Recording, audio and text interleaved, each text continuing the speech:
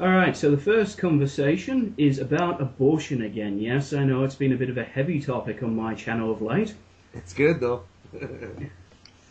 But there were some uninteresting comments left on the original, and there were some interesting ones. And Thermic Light was one of the blokes that left an interesting comment. And so I arranged that he could join us. So this is my first threesome. I'm very excited. Thanks for having me. It's not my first threesome, but I'm still excited. Well, an experienced one in the ranks. Well, it's always good to have somebody that knows what they're doing and where they're putting it. All right. Well, Thermic, do you want to just actually first? I'll just say most of the audience listening to this one will already know my opinions on abortion, so I won't rehash that. So what I'll do is I'll get Thermic to tell you all about his theories and thoughts. So take it away, Thermic. All right. Well, my general premise of it is that, I am for abortion, but fundamentally, my thoughts behind it is dictated around the brain itself. So, I mean, as we know, what people are and who they are is fundamentally dictated by the brain that it is that we have. I mean, without that, we're almost kind of like an empty shell of a person. And due to that, and how we develop in the womb, I mean, we don't immediately start off with a brain of that kind of sort. We have to eventually develop one. We develop the preliminaries of the R complex, the limbic system, and then the greater of the neocortex itself. My general premise is that until that has some kind of foundation, then we kind of set a kind of roadblock there to proceed. Before that process, essentially, you know, I don't really see much of an issue at all to abort. Okay, I did a bit of research on this topic. What I discovered was that I looked up when the fetus starts developing a brain. Now, it's nowhere near truly completely developed, but considering I've seen research that claims that the brain doesn't fully finish developing its neuropathways until we hit about our mid-20s, I figured the best way to go about things was to try and trace back when it begins to develop. Yeah, that's right. Right.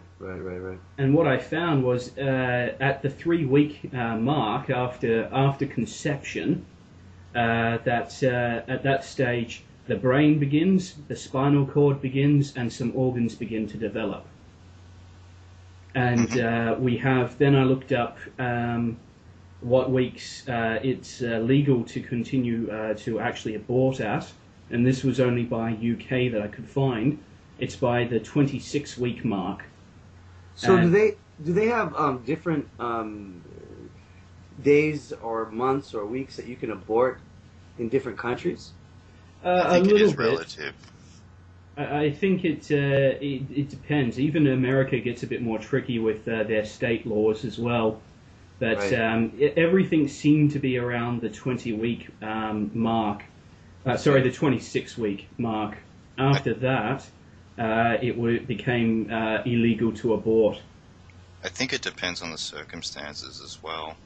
Oh yeah. The only other things that were popping up was in the case that the unborn was found to be already dead or would not survive, or if the mother would not survive the process. Yeah, right. But just to get rid of the baby, the fetus, the life, or whatever, it's the 26-week mark from conception. Okay. And even that's a bit, they rough estimate when it's conception. But I went in to look at when the brain would be recognizable, because I was able to see some pictures, just like cartoon pictures, unfortunately, of the stages of development. And at about the 100-day mark, which is the 14-week mark, you could definitely determine, I'd even put a child up to the task of identifying that organ is a brain. Is it okay? And so The reason why I want to bring in this information was to bring up, where do we kind of draw the line? Do we draw the line at the 26 week, at the 15 week, or at the 3 week? Because if we're going to start with the development of the brain, then we kind of got to go to the point where I would argue by the 3 week mark, because, well, we've got a spinal column, we've got a brain, and we've got organs. But again, I will concede that they're nowhere in the case of recognizable in development. I mean, as you said, it all really just depends upon where one kind of draws the line and the standard upon that. I mean, personally, I'm by no means a neuroscientist or anything like that, but hey, don't shortcut yourself, mate. You're a pretty intelligent bird. Yeah. Oh well, I'll admit where in areas that it is that I don't have that I think I have a proper understanding of things, but I mean I know just fundamental basics really, but Common sense, my friend.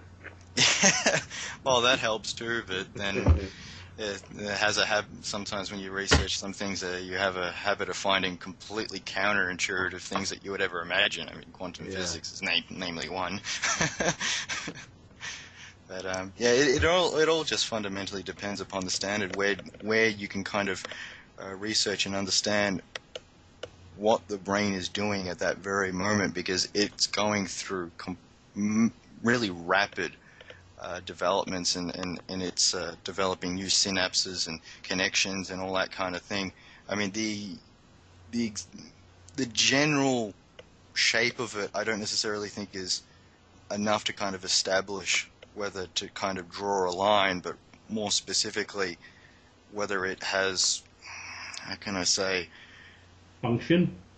Develop some kind of core function of really what someone would kind of constitute as kind of like the brain itself. I mean, no one would kind of go so far as to say a reflex is inherently part of someone as their kind of identity. If you can, I mean, it's a rather difficult topic to talk about, but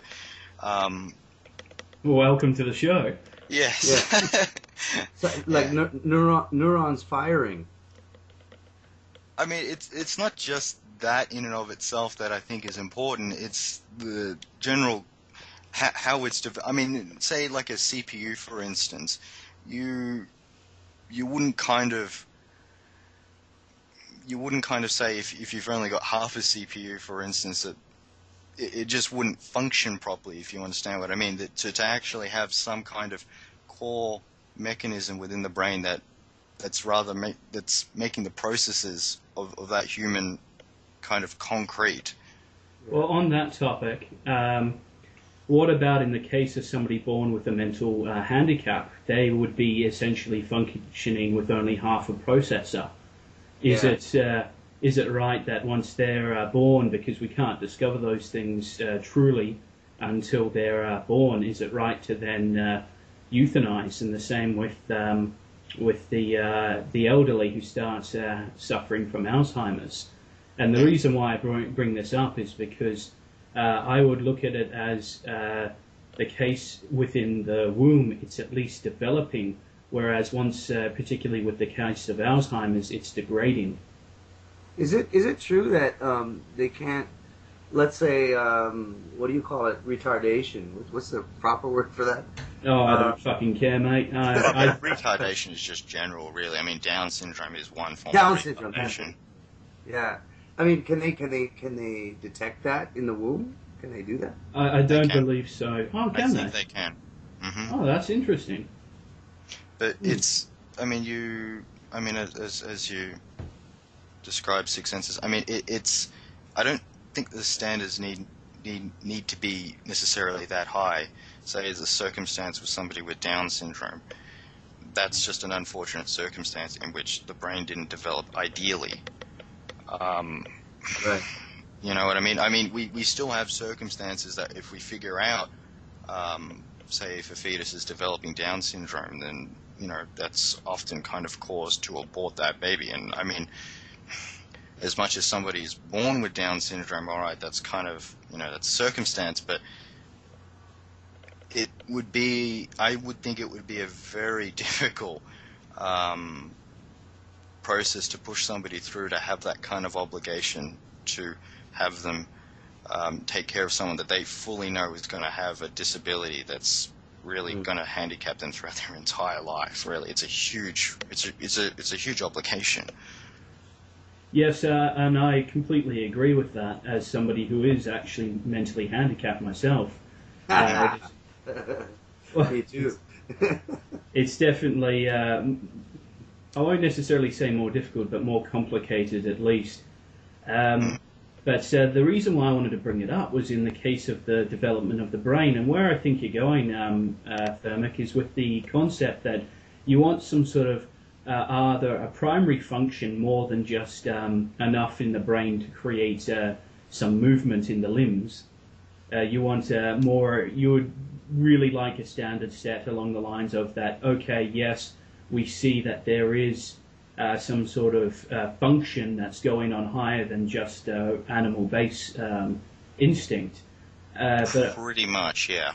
Well, see, the problem I'd argue with that is that, well, an infant only has instinct at that stage. An infant doesn't have, I would say that there is no personality in an infant until they experience, until they explore, until they develop.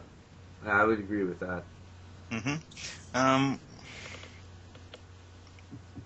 Yeah, the way with that. Get back to me with that one, would you please? No problem, mate. Well, you guys are talking a lot about sort of the biological aspect of the morals of abortion, but what about the political aspects of it, or the social aspects of it? And I remember, I think Thermic Light, I remember you posted a comment, and I have it here.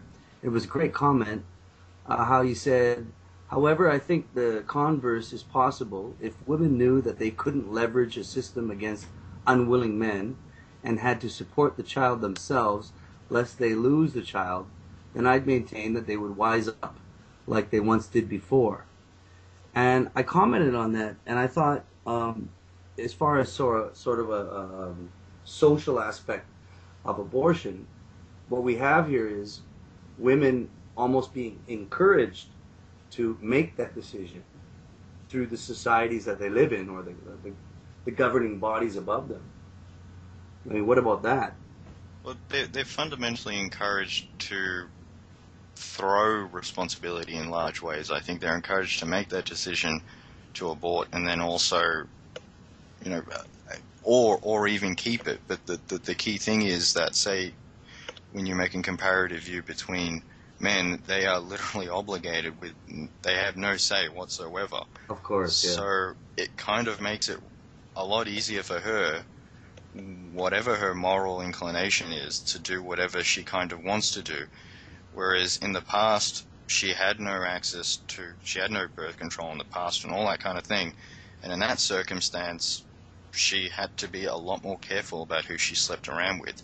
And in that circumstance, I would say the traditionalist notions of abortion and whatever else is rather just. I mean, there's no technology mitigating the odds of pregnancy, so you sleep around, whatever happens in that old historical setting. Today, it's not really that circumstance anymore at all. No, it's not. No, not at all.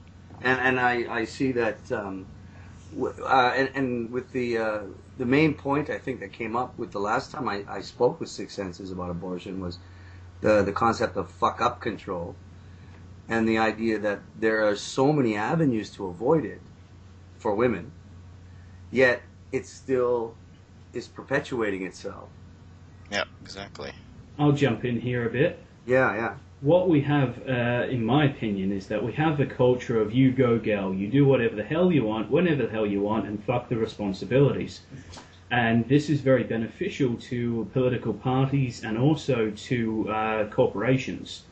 Because what ends up happening is, obviously the political parties just need to come in and say, hey, we'll clean up your mess and all's good, and they get the vote. Whereas in come the any kind of company that comes in and promotes the whole girl power image, they're able to sell a hell of a lot of useless shit.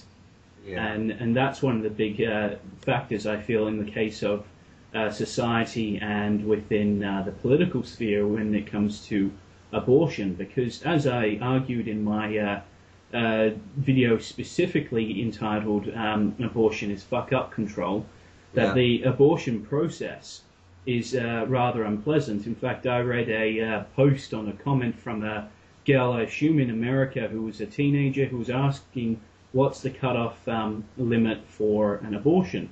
And another woman came on and said, when I was 15, I got an abortion and it was extremely painful, probably as painful as birth. And she said that the doctor fucked it up and she had to go be rushed to the ER. And then she found out afterwards that there are these sort of open adoption options where the mother could adopt out the child and the parents who are raising it would keep the mother informed. And I thought, okay, I see what's happening here is yet another system where they're allowing the mother to have her cake and eat it too, essentially. You can fuck around, you can birth the child, and then you can have little or no or a lot of participation, all depending upon you. Yeah. And this is this really plays into the culture, just finding every possible option to allow women to have everything they could every aspect of everything they could possibly want. You want, I have been meaning to go, if there's ever a slut walk in Australia again, I intend to go, probably dressed as a patriarchal priest. With a big penis on your head. No, just on the stick. But I'm going to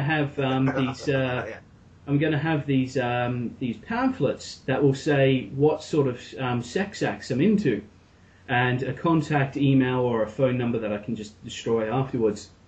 And I was going to have on the little slogan saying, I do not believe in sexual liberation, I believe in sexual responsibility, because you cannot be liberated from the consequences of your actions.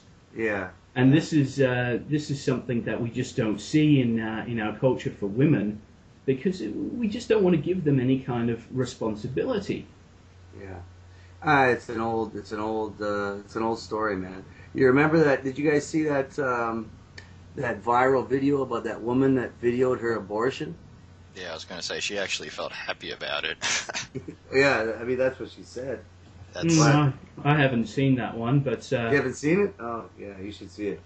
I did. She speaks very highly of it, as if almost kind of achieving something of substance. Well, that's very interesting, because I've watched Victor Zen's review on the book called Cunt, and in that the feminist author had about 4 abortions for some reason. I don't know why she doesn't use any control whatsoever, because she even bitches out the process. She goes, it's so horrible and all of this, that her 4th one, if you believe the book, she had her own home-induced abortion with her friends rocking her belly from side to side. Get this image of all like this lovely, peaceful music playing along, and it was to create this pleasant abortion experience. And then at some point she goes off to the bathroom, and then plop, it falls out of her onto her toilet floor, and she actually rejoices in the book about this. Jesus Christ. Yeah, that's fucked up. Oh, that gets a whole load of layers more fucked up. Hang on a second. Dogs. Yeah. Sit. Well, that woman that went viral just a while ago, I did see a couple links that she had some regret, but this is the internet and the media. I really don't know what to believe. Yeah, it's the same situation with that book, Cunt. How much of it really had happened. I believe quite a fair bit of it, because it is a feminist. But it goes into her being amused by her period blood. God, it got really, really horror movie psycho levels that I won't go into. But that's the thing. When it comes to abortion, what we have is a culture that promotes irresponsibility for women, and then wants to allow this abortion. I mean, I was surprised to find out that it was 26 weeks to allow for an abortion. As I said, at the 14-week point, you've definitely got a brain that's in the shape of an organ that even children would recognize. Yeah. And as I still stand by that it's really just fuck-up control.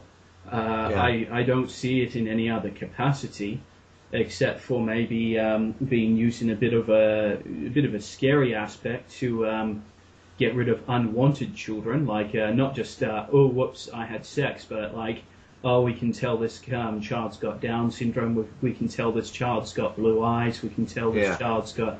Now it gets a bit into the creepy there. Yeah. Yeah, I think that it has gotten to that point where it's now just selective for a lot of women, and they're encouraged to do it, like Thermic said in his comment on your video. And I often wonder this, and maybe you guys can respond to this, is if women are so easily influenced by the powers that be to make that choice to abort, is it possible to turn that around through that same system? I think it would be very difficult. I think it's almost what the traditionalists are trying to do would be easier, but even that would be exceptionally difficult. And I personally don't really care for the traditionalist way about it, but I mean they're at least they're at least consistent about it. You know what I mean? So both parties are responsible in that circumstance. Today, she can throw away her responsibility and do whatever the fuck she kind of cares to do. So.